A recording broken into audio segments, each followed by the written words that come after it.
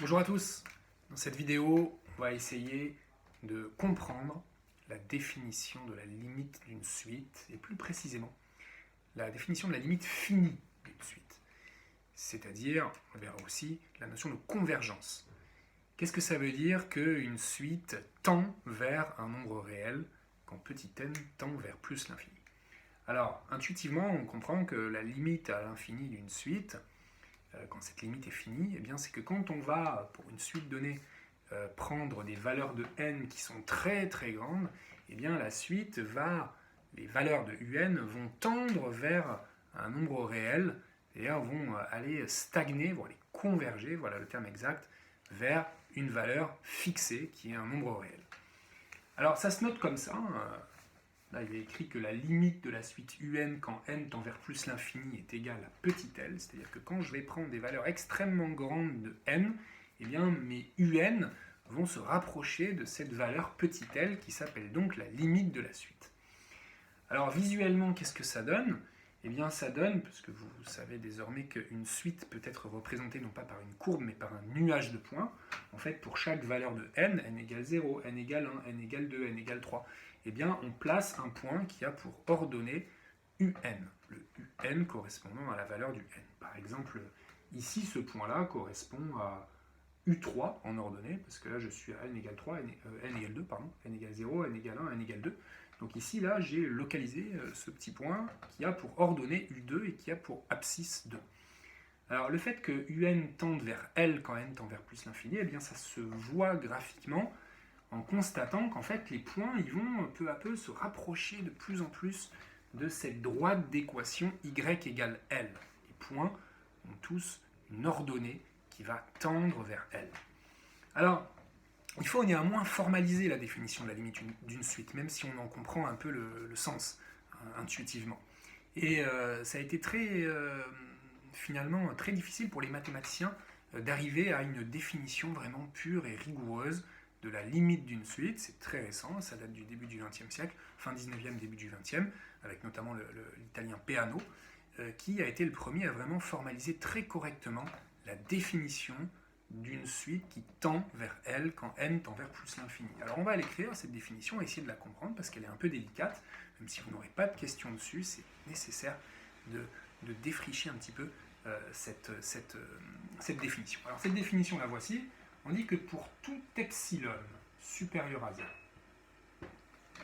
aussi petit soit-il, eh bien il existe un rang, c'est-à-dire un entier, qui va dépendre de epsilon. Alors je lui mets un petit indice epsilon. Il existe un n epsilon qui appartient à grand N, tel que, à partir de ce rang, c'est-à-dire pour tout n qui est supérieur à ce rang n epsilon, alors les un, ils seront tous compris entre L moins epsilon et L plus epsilon. Cette dernière inégalité pouvant se réécrire de la manière suivante. La valeur absolue de la différence entre un et L, c'est-à-dire la distance entre un et L, est plus petite que epsilon. Peu importe l'epsilon que je choisis au départ, quel que soit ce petit epsilon, aussi minuscule soit-il, je réussirai toujours à trouver un rang, quelque part, aussi loin soit-il, tel que la différence, la distance entre tous mes un et mon petit l soit aussi petite que je le veux, c'est-à-dire inférieure à ce epsilon que j'ai choisi au départ. Par exemple, si je choisis un epsilon qui est, pas ici, ça c'est L plus epsilon, ça c'est L moins epsilon, et si je trace les deux droites en question, c'est-à-dire ici L plus epsilon et ici L moins epsilon, eh bien, si la suite tend vers petit l, je suis sûr de pouvoir trouver un rang, donc une abscisse, à partir de laquelle, et donc mon abscisse ici va être là, et je l'appelle n epsilon, un rang à partir duquel, ou une abscisse à partir de laquelle, tous mes un, c'est-à-dire tous mes points bleus, vont se situer dans cette petite bandelette que je hachure ici. Voilà ce que c'est qu'une suite qui tend vers L. Si je choisis un epsilon encore plus petit, c'est-à-dire que je choisis finalement une bandelette minuscule, regardez, je prends vraiment une distance minuscule autour de L, que je trace mes deux droites, voilà, je les trace, eh bien je suis sûr que je pourrais trouver, quelque part, même peut-être très loin, je pourrais trouver un nouveau n epsilon, donc pour ce nouveau epsilon, tel qu'à partir de ce rang-là, eh bien, tous mes points sont situés dans cette petite bandelette. Si je prends un epsilon égal à 0,000001, quelque chose de minuscule, eh bien si cette suite tend vers L, cela signifiera que je trouverai au bout d'un moment un rang à partir duquel tous les points bleus seront situés dans cette minuscule bandelette. Voilà ce que c'est qu'une suite qui tend vers L. On parle alors de convergence pour cette suite. On dit que cette suite converge vers le réel petit l. Alors, on va essayer de l'utiliser, cette définition, pour prouver des choses qui peuvent nous sembler relativement intuitives sur des limites de suite usuelles, de suite de référence. Si je prends, par exemple, la suite 1 sur n, un égale 1 sur n, première suite de référence. Quand je prends un n très grand, je ne sais pas moi, 100 000 par exemple, et que je calcule le un correspondant, donc là je calcule u 100 000, eh bien j'obtiens 1 sur 100 000. Alors 1 sur 100 000, c'est un nombre qui est très petit, qui est proche de 0.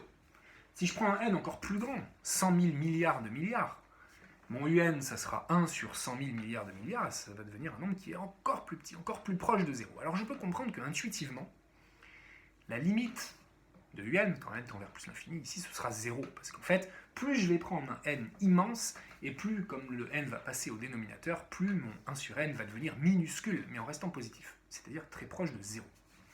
Alors je peux sentir que la limite de cette suite, ça va être 0, et donc que cette suite un va converger vers 0. Alors comment le prouver maintenant en utilisant la définition de Peano?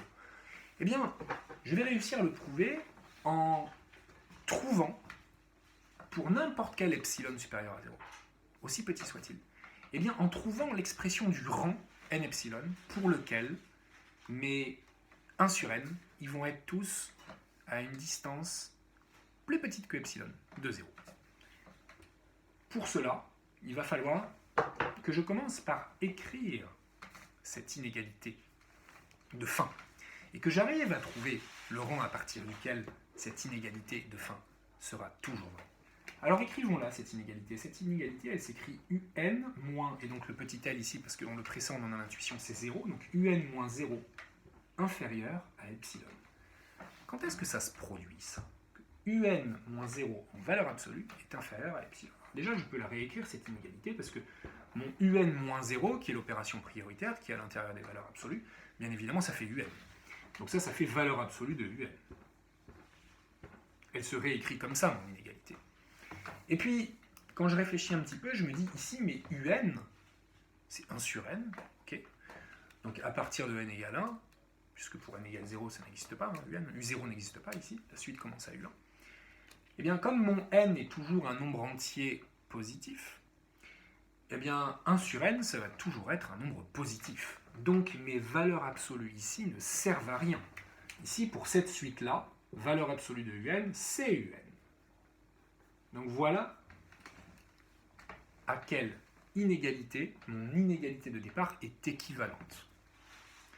Alors je vais continuer parce que je connais ici l'expression de un. L'expression de un, ici, c'est 1 sur n. Donc mon inégalité de départ est équivalente à 1 sur n, strictement plus petit que 0. Et n'oublions pas ici que ces deux nombres-là sont strictement positifs. Du coup, je peux passer à l'inverse, des deux côtés de mon inégalité, et en passant à l'inverse, en appliquant la fonction inverse, j'ai le droit de le faire parce que je suis ici sur l'intervalle 0 plus l'infini, puisque ce nombre-là et ce nombre-là sont strictement positifs. Donc je suis sur 0 ouvert plus l'infini. Donc j'ai le droit d'appliquer la fonction inverse, qui est une fonction décroissante, qui va donc changer le sens de l'inégalité. Ce qui veut dire que cette inégalité-là, eh bien, j'obtiens un changement de sens de l'inégalité en passant par la fonction inverse et d'ailleurs je l'écris en justifiant, car la fonction inverse, qui se note x donne 1 sur x, elle est strictement décroissante sur l'intervalle 0 ouvert plus l'infini, et ça tombe bien, je suis sur l'intervalle ouvert 0 plus l'infini. Qu'est-ce que je viens de prouver? Je viens de prouver que ma distance entre un et 0, elle est toujours plus petite que n'importe quel epsilon dès lors que mon petit n est strictement plus grand, d'ailleurs j'ai mis epsilon ici, attention, oh là là, c'est 1 sur epsilon quand j'applique la fonction inverse, dès lors que mon petit n est strictement plus grand que 1 sur epsilon. Donc en fait, j'ai trouvé mon rang n epsilon tel que à partir de ce rang-là, tous mes un vont être tels que leur distance à 0 soit strictement plus petite qu'epsilon. À partir de ce rang-là, et d'ailleurs si je vais être vraiment précis, je vais même rajouter une autre information, parce que 1 sur epsilon, si je choisis un epsilon quelconque, réel, mon 1 sur epsilon ne sera pas forcément un nombre entier.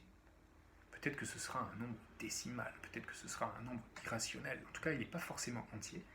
Mais je sais qu'à partir du premier entier plus grand que ce nombre-là, qui est un nombre réel, eh bien j'aurai bien mon inégalité recherchée, c'est-à-dire mon valeur absolue de un-0, strictement plus petit que epsilon.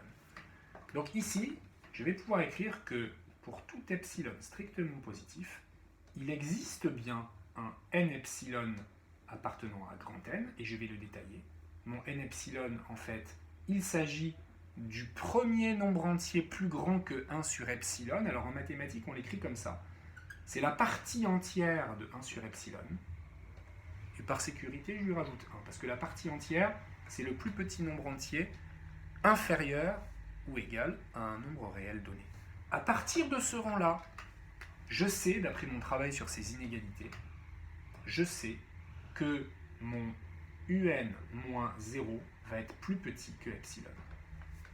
C'est la définition de la limite d'une suite qui tend vers 0, ce que j'ai réussi à écrire là. Pour tout epsilon choisi au départ, je pourrais trouver un rang à partir duquel tous mes un seront situés à une distance par rapport à 0 qui est plus petite que mon nombre epsilon de départ, aussi petit soit-il. Si je prends par exemple epsilon égale 0,00001 avec 6 zéros, eh bien je sais qu'à partir de n epsilon égale 10 puissance 6, alors tous mes un seront aussi proches de 0 que la distance que j'ai choisie au départ, c'est-à-dire une distance de 10 puissance moins 6, de 0,00001. Donc finalement, je peux être aussi proche de 0 que je le souhaite. C'est la définition de la limite d'une suite qui tend vers 0. Voilà notre premier exemple. Et ce premier exemple vous fait comprendre que c'est comme ça qu'on va pouvoir justifier toutes les limites des suites usuelles.